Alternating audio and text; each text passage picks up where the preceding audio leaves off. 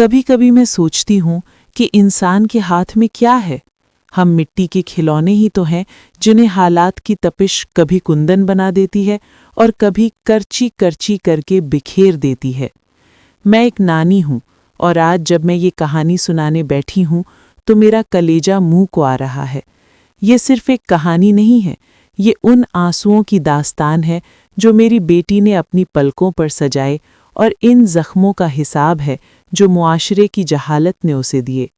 میری بیٹی کلثوم، وہ تو پھول جیسی تھی، صابر، شاکر اور اتنی تابعدار کہ کبھی اونچی سانس نہ لی۔ جب اس کا رشتہ ذیشان کے لیے آیا تو ہمیں لگا کہ ہماری قسمت جاگ گئی ہے۔ لڑکا برسرے روزگار تھا، خاندان بھی بظاہر شریف نظر آتا تھا۔ میں نے اپنی بساط سے بڑھ کر اسے جہیز دیا، اپنی زندگی بھر کی جمع پونجی اس کی رخصتی پر وار دی، مگر مجھے کیا معلوم تھا کہ میں اپنی بیٹی کو پھولوں کی سیج پر نہیں بلکہ ایک ایسے گھر میں بھیج رہی ہوں جہاں خوشیاں انسانوں کی نہیں، بیٹوں کی محتاج تھیں۔ شادی کے پہلے چند ماہ تو سکون سے گزرے، لیکن جیسے ہی پہلی بار کلثوم کے حاملہ ہونے کی خبر آئی، گھر کی فضا بدلنے لگی۔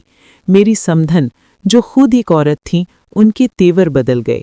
وہ ہر وقت ایک ہی رٹ لگاتی تھیں: کلثوم بہو، ہمیں تو اس گھر کا وارث چاہیے، یاد رکھنا۔ جب پہلی بیٹی پیدا ہوئی تو ہسپتال میں مٹھائی بانٹنے والا کوئی نہ تھا۔ ذیشان کے چہرے پر ایسی مردنی چھائی تھی جیسے اس کے گھر خوشی نہیں، کوئی میت ہو گئی ہو۔ سمدھن نے تو بچی کی شکل تک نہ دیکھی اور تیکھے لہجے میں بولی: پہلی تھی، چلو خیر ہے، اگلی بار اللہ وارث دے گا۔ میں نے اپنی بیٹی کے مرجھائے ہوئے چہرے کو دیکھا تو میرا دل کٹ کر رہ گیا۔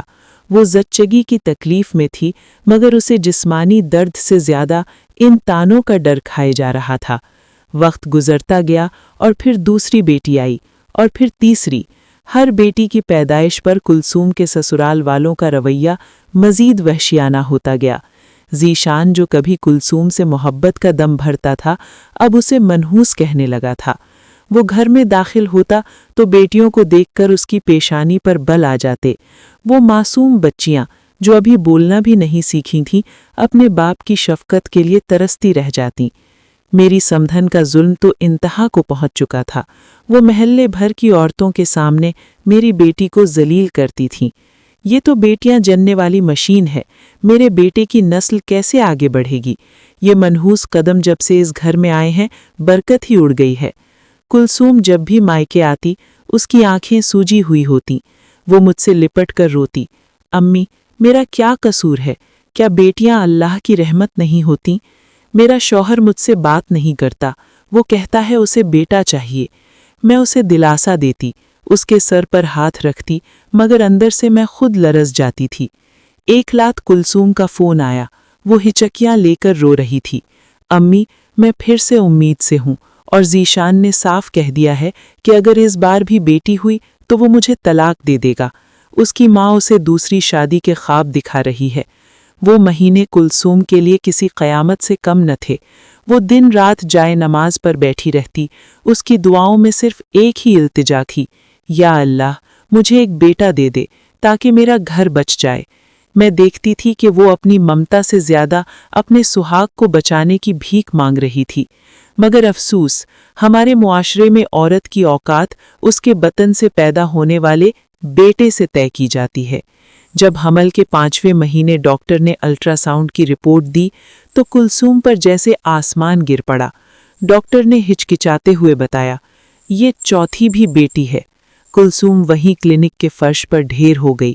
وہ روئی نہیں، بس پتھر کی بن گئی۔ جب وہ گھر پہنچی تو ذیشان رپورٹ لے کر پہلے سے کھڑا تھا۔ اس نے رپورٹ دیکھی اور ایک وحشیانہ کہکہا لگایا: تو آخرکار تم نے ثابت کر دیا کہ تم میرے گھر کو بیٹیوں کا یتیم خانہ بنانا چاہتی ہو۔ اس نے کلثوم کے بالوں سے اسے گھسیٹا۔ اس کی ماں، میری سمدھن، پاس کھڑی تماشا دیکھتی رہیں اور زہر اگلتی رہیں: نکال دو اسے ذیشان، ہمیں نہیں چاہیے یہ منحوس عورت اور اس کی بیٹیاں۔ اسی وقت ذیشان نے اپنے غصے اور جہالت میں اندھے ہو کر وہ لفظ کہے جنہوں نے میری بیٹی کی دنیا اجاڑ دی: میں تمہیں طلاق دیتا ہوں، طلاق، طلاق، طلاق۔ कुलसूम अपनी 3 मासूम बच्चियों को सीने से लगाए अधूरे हमल के बोझ और टूटी हुई रूह के साथ मेरे दरवाजे पर आ खड़ी हुई। वो मंजर मैं कभी नहीं भूल सकती। सर्दी की एक भीगी हुई रात थी। कुलसूम के हाथ पांव ठंडे थे और उसकी आंखों में जिंदगी की कोई रमक बाकी न थी। मैंने उसे गले लगाया, मगर मेरे पास भी सिवाय आंसुओं के उसे देने को कुछ न था। एक माँ के लिए इससे बड़ी अजियत क्या होगी कि वो अपनी बेटी को इस हाल में देखे कि उसका जुर्म सिर्फ वो है जो अल्लाह की देन है। ज़ीशान और उसकी माँ ने एक पल में 5 जिंदगियों को सड़क पर ला खड़ा कर दिया, सिर्फ एक बेटे की हवस में। मेरी बेटी अब मेरे पास थी, मगर वो कुलसूम नहीं थी जिसे मैंने हंसते खेलते रुखसत किया था। वो एक जिंदा लाश बन चुकी थी, जिसका कसूर सिर्फ ये था कि वो बेटियां जनती थी। तलाक के इन 3 लफ्ज़ों ने कुलसूम की जिंदगी के अरमानों को किसी कच्चे घड़े की तरह चकनाचूर कर दिया था। वो जब 3 बच्चियों को लेकर मेरे घर आईं, तो मोहल्ले वालों की नज़रें ऐसी थीं जैसे मेरी बेटी कोई गुनाह करके आई हो। कोई नहीं देख रहा था कि उसका कसूर क्या था। सब बस ये गिन रहे थे कि अब इस घर पर 4 बेटियों, 3 नवासियां और एक मेरी बेटी का बोझ पड़ गया है। मगर मैंने तहैया कर लिया था कि जब तक मेरी सांस बाकी है, मैं अपनी बेटी को बोझ नहीं बनने दूंगी। मैं एक बेवा औरत थी। गुजर बसर का वाहिद सहारा वो छोटी सी दुकान थी जिसका मामूली सा किराया आता था। मगर कुलसूम, वो तो हिम्मत की चट्टान निकली। इद्दत के दिन गुजारने के बाद उसने अपनी आंखें साफ की और कहा, अम्मी, अब रोने से पेट नहीं भरेगा। मेरी बच्चियों का बाप मर गया, अब मुझे ही इनका बाप बनना है। कुलसूम पढ़ी लिखी थी, बावकार थी। उसने घर के एक कमरे में मोहल्ले के बच्चों को ट्यूशन पढ़ाना शुरू कर दिया। सुबह फजर के वक्त वो उठती, घर का काम करती, फिर दोपहर से रात तक बच्चों को पढ़ाती। उसकी आवाज़ जो कभी ससुराल के तानों से लरसती थी, अब बच्चों को सबक पढ़ाते हुए एक अज़्म से भरपूर होती थी। मगर गुर्बत एक ऐसा बोझ है जो इंसान की हड्डियों तक को चबा डालता है। दुकान का किराया और ट्यूशन की थोड़ी सी आमदनी, 5 जाने और ऊपर से कुलसूम की गिरती हुई सेहत, उसका चौथा हमल उसे अंदर ही अंदर खा रहा था। डॉक्टर ने कहा था कि उसे आराम और अच्छी खुराक की ज़रूरत है, मगर वो तो खुद भागा करके अपनी बच्चियों को खिलाती थी। मैं उसे कहती, बेटी थोड़ा दूध पी ले, तेरे अंदर एक जान पल रही है। तो वो फीकी मुस्कुराहट के साथ जवाब देती, अम्मी, बच्चों की फीस देनी है, मेरी खुराक से ज़्यादा इनकी किताबें ज़रूरी हैं। वक्त किसी बेरहम लहर की तरह गुजरता रहा, यहाँ तक कि वो दिन आ गया जिसका हमें डर भी था और इंतज़ार भी। चौथी बेटी की पैदाइश का वक्त। उस दिन घर में अजीब खामोशी थी। हस्पताल ले जाने के पैसे नहीं थे। एक दाई को घर बुलाया गया।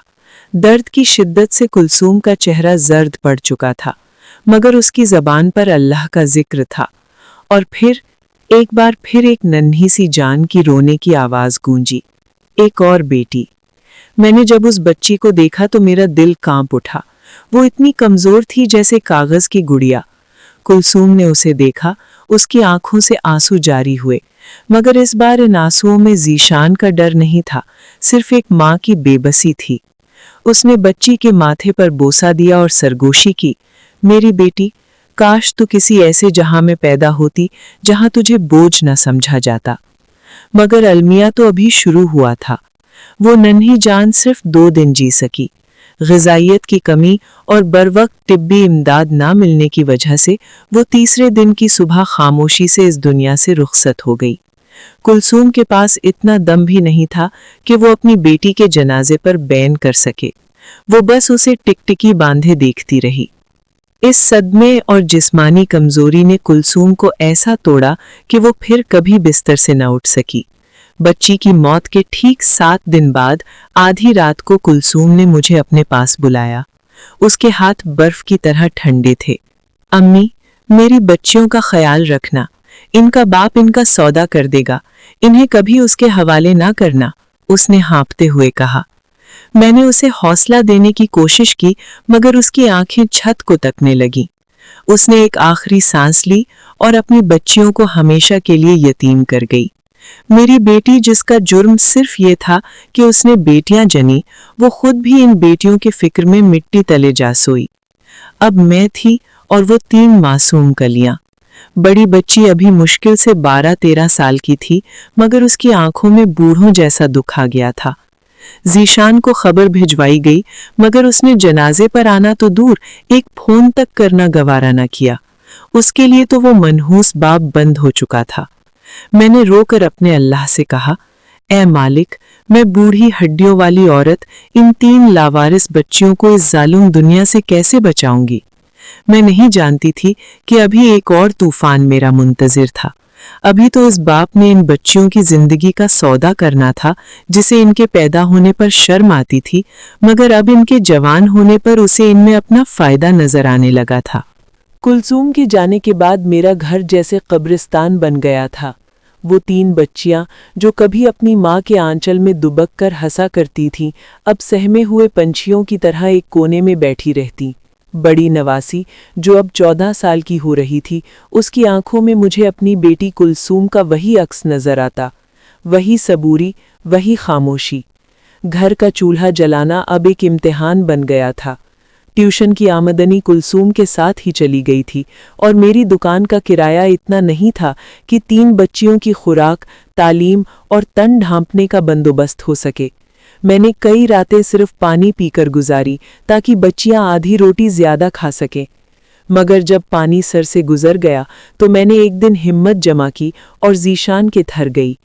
مجھے لگا کہ شاید اپنی بیوی کی موت کی خبر سن کر اس کا دل پگھل گیا ہو، شاید اپنی بیٹیوں کو دیکھ کر اس کی رگوں میں دوڑتا خون اسے ملامت کرے، مگر وہاں تو منظر ہی کچھ اور تھا۔ ذیشان کی ماں یعنی ان بچیوں کی دادی نئے سوٹ پہنے محلے میں کسی شادی کی تیاریاں کر رہی تھیں۔ جب میں نے ذیشان سے نان نفقہ اور بچیوں کے حق کا مطالبہ کیا تو اس نے بیزاری سے جواب دیا، خالہ، میرے پاس ان لڑکیوں کے لیے کوئی پیسہ نہیں ہے۔ کلثوم مر گئی، قصہ ختم۔ اب میں اپنی نئی زندگی شروع کرنے والا ہوں، مجھ پر ان کا بوجھ نہ ڈالیں۔ اس کے الفاظ میرے کانوں میں سیسا بن کر اترے۔ میں خالی ہاتھ لوٹ آئی، مگر اس رات میں روئی نہیں۔ میں نے سوچا کہ اگر میں ہار گئی تو میری کلثوم کی روح کو کبھی سکون نہیں ملے گا۔ اگلے دن میں نے اپنی شادی کی آخری نشانی سونے کی ایک بالی بیچی اور ایک وکیل کی فیس ادا کی۔ میں نے عدالت کا دروازہ کھٹکھٹایا۔ جب جج کے سامنے میں نے اپنی بیٹی کے ساتھ ہونے والے مظالم اور ان یتیم بچیوں کی حالت زار بیان کی تو عدالت نے ذیشان کو طلب کر لیا۔ قانون کا شکنجہ جب کسا تو ذیشان کی مردانگی جیسے ہوا ہو گئی۔ عدالت نے اسے حکم دیا کہ وہ ہر ماہ بچیوں کا خرچہ ادا کرے۔ 1-2 مہینے تو اس نے رو دھو کر خرچہ دیا، لیکن پھر اس کے اندر کا شیطان جاگ اٹھا۔ اسے لگا کہ ہر ماہ پیسے دینا اسے مہنگا پڑ رہا ہے۔ اچانک ایک دن وہ پولیس اور چند سفید پوشوں کو لے کر میرے گھر آ دھمکا۔ میں اپنے بچوں کو لینے آیا ہوں، اس نے فاتحانہ انداز میں کہا۔ میرا دل ڈوبنے لگا۔ تم نے تو انہیں بوجھ کہا تھا، تم نے تو انہیں منحوس کہا تھا، اب کیوں لینے آئے ہو؟ میں نے چیخ کر پوچھا۔ اس کی ماں نے آگے بڑھ کر میری نواسیوں کے ہاتھ جھٹکے سے پکڑے اور بولی، باپ کا گھر ہے، یہ یہاں نہیں رہیں گی۔ عدالت نے باپ کو حق دیا ہے کہ وہ اپنے بچوں کی پرورش کرے۔ دراصل ذیشان کی دوسری شادی کی بات چل رہی تھی اور وہاں ایک شرط رکھی گئی تھی۔ وہ شرط کیا تھی یہ اس وقت مجھے معلوم نہ تھا۔ مجھے تو بس یہ لگا کہ شاید اسے اپنی غلطی کا احساس ہو گیا ہے، مگر بڑی نواسی کی آنکھوں میں چھپا خوف مجھے بتا رہا تھا کہ دال میں کچھ کالا ہے۔ بچیاں روتی رہیں، میرا دوپٹہ پکڑ کر التجا کرتی رہیں، نانی ماں، ہمیں یہاں سے نہ بھیجیں، ہمیں پاپا کے پاس نہیں جانا۔ مگر قانون کی مجبوری اور باپ کے نام نہاد حق کے سامنے میں بے بس ہو گئی۔ وہ انہیں زبردستی رکشے میں ڈال کر لے گئے۔ جاتے جاتے دادی نے میرے کان میں زہر اگلا، اب ان تینوں کے منہ تمہارے رزق پر نہیں، باپ کی کمائی پر پلیں گے، دیکھتی ہوں کتنا عرصہ وہاں ٹکتی ہیں۔ بچیاں دادی کے گھر پہنچی تو وہاں ان کا استقبال پیار سے نہیں بلکہ تانوں سے ہوا۔ بڑی نواسی نے بعد میں بتایا کہ دادی ہر وقت کہتی تھی کہ 3 منہ مفت کا رزق کھا رہے ہیں، بس چند دن کی بات ہے، پھر تم میں سے ایک کو ٹھکانے لگا کر ہم اس گھر میں نئی رونق لائیں گے۔ میں اپنے خالی گھر میں تسبیح ہاتھ میں لیے اللہ سے خیر کی دعا مانگتی رہی۔ مجھے نہیں معلوم تھا کہ ذیشان نے اپنی دوسری شادی کی راہ ہموار کرنے کے لیے اپنی ہی معصوم بیٹی کی زندگی کا کتنا ہولناک سودا کر لیا تھا۔ وہ وٹا سٹا کی ایک ایسی آگ جلانے والا تھا جس میں میری کلثوم کی نشانی جھلسنے والی تھی۔ بچیوں کو گئے ہوئے ابھی 1 مہینہ بھی نہیں ہوا تھا کہ ایک شام میرے گھر کے باہر رکشہ رکا۔ میں لپک کر باہر نکلی تو دیکھا کہ ذیشان کی ماں یعنی دادی 2 چھوٹی بچیوں کو رکشے سے باہر دھکیل رہی تھی۔ ان کے معصوم چہرے آنسوؤں سے تر تھے اور کپڑے میلے کچیلے۔ یہ لو اپنی نواسیاں، ہمیں ان کی ضرورت نہیں، اب یہ تمہاری ہی ذمہ داری ہے، اس نے حقارت سے کہا اور بڑی نواسی کے بغیر ہی رکشہ واپس موڑنے لگی۔ میرا کلیجہ دھک سے رہ گیا۔ میری بڑی بچی کہاں ہے؟ زینب کہاں ہے؟ میں نے چیخ کر پوچھا، مگر رکشہ جا چکا تھا۔ چھوٹی بچیاں مجھ سے لپٹ کر دھارے مار مار کر رونے لگیں۔ نانی ماں، پاپا باجی کی شادی کر رہے ہیں، وہ کہہ رہے ہیں کہ باجی چلی جائے گی تو ان کی نئی ممی آئے گی۔ میرا سر چکرا گیا۔ 14 سال کی زینب، ابھی تو اس کے کھیلنے کودنے کے دن تھے۔ میں نے فوراً اپنے وکیل کو فون کیا اور پولیس اسٹیشن پہنچی۔ جب پولیس نے ذیشان کے گھر چھاپا مارا اور وہاں موجود لوگوں کو حراست میں لے کر تفتیش شروع کی تو جو سچ سامنے آیا اس نے معاشرے کے منہ پر ایک زوردار تماچا رسید کر دیا۔ پتہ چلا کہ ذیشان ایک ایسی جگہ شادی کر رہا تھا جہاں وٹا سٹا کی شرط رکھی گئی تھی۔ جس خاندان میں وہ شادی کرنا چاہتا تھا وہاں ایک لڑکا تھا جو ڈیفالٹ تھا۔ وہ نشے کا عادی تھا، ذہنی طور پر مفلوج تھا اور اس کی شہرت نہایت غلیظ تھی۔ اس خاندان نے شرط رکھی تھی کہ اگر تم اپنی بیٹی ہمارے اس نشیڑی لڑکے کو دو گے تو ہی ہم اپنی بیٹی کا نکاح تم سے کریں گے۔ ذیشان نے اپنی دوسری شادی کی ہوس میں اپنی 14 سالہ بیٹی کی زندگی کا سودا اس جہنمی انسان سے کر دیا تھا۔ وہ جانتا تھا کہ وہ لڑکا کسی کام کا نہیں، وہ جانتا تھا کہ اس کی بچی کی زندگی برباد ہو جائے گی، مگر اسے صرف اپنا گھر بسانا تھا۔ اس کے لیے بیٹیاں ہمیشہ سے بوجھ تھیں اور اب وہ اس بوجھ کو اپنے فائدے کے لیے بیچ رہا تھا۔ جب پولیس نے نکاح کی محفل میں چھاپا مارا تو ذیشان ڈھٹائی سے کہنے لگا، میں تو صرف نکاح کر رہا ہوں، رخصتی تو 2 سال بعد ہوگی، باپ ہوں، اپنی بیٹی کا بھلا سوچ رہا ہوں۔ مگر قانون کے ہاتھ اب اس کے گریبان تک پہنچ چکے تھے۔ پولیس افسر نے اسے وہیں جھاڑا۔ کم عمری کا نکاح جرم ہے، وٹا سٹا کی یہ گھنونی تجارت جرم ہے اور ایک بچی کو جانتے بوجھتے ایک نشیڑی کے حوالے کرنا سنگین انسانی جرم ہے۔ عدالت میں جب یہ کیس دوبارہ چلا تو جج صاحب نے ذیشان اور اس کی ماں کی سخت سرزنش کی۔ وکیل نے ثابت کر دیا کہ باپ نے بچیوں کی تحویل صرف اس لیے لی تھی تاکہ وہ انہیں سودے بازی کے لیے استعمال کر سکے۔ عدالت نے تاریخی فیصلہ سناتے ہوئے بچیوں کی مستقل تحویل یعنی کسٹڈی مجھے سونپ دی اور ذیشان کو پابند کیا کہ وہ اپنی آدھی تنخواہ ہر ماہ بچیوں کے خرچے کے لیے سرکاری خزانے میں جمع کروائے گا جہاں سے وہ مجھے ملے گی۔ ذیشان اور اس کے ہونے والے سسرالیوں پر کم عمری کی شادی کی کوشش کے جرم میں بھاری جرمانہ اور قید کی سزا سنائی گئی۔ آج وہ تینوں بچیاں میرے پاس ہیں۔ زینب اب دوبارہ اسکول جانے لگی ہے مگر اس کی آنکھوں کی وہ دہشت اب بھی کبھی کبھی اسے چونکا دیتی ہے۔ میں رات کو جب ان تینوں کو سوتا ہوا دیکھتی ہوں تو میری آنکھوں میں کلثوم کا چہرہ آ جاتا ہے۔ میں آسمان کی طرف دیکھ کر کہتی ہوں، دیکھ کلثوم، تو کہتی تھی کہ ان کا باپ ان کا سودا کر دے گا، مگر دیکھ تیرے رب نے انہیں بچا لیا۔ میری بیٹی کو بیٹیاں ہونے پر گھر سے نکالا گیا تھا اور ان بچیوں کو بیٹیاں ہونے پر بیچا جا رہا تھا، مگر میں نے اور قانون نے مل کر یہ ثابت کر دیا کہ بیٹیاں سودے کی چیز نہیں ہوتی، وہ تو اللہ کا وہ نور ہے جنہیں بجھانے والے خود اندھیروں میں گم ہو جاتے ہیں۔ ختم شد۔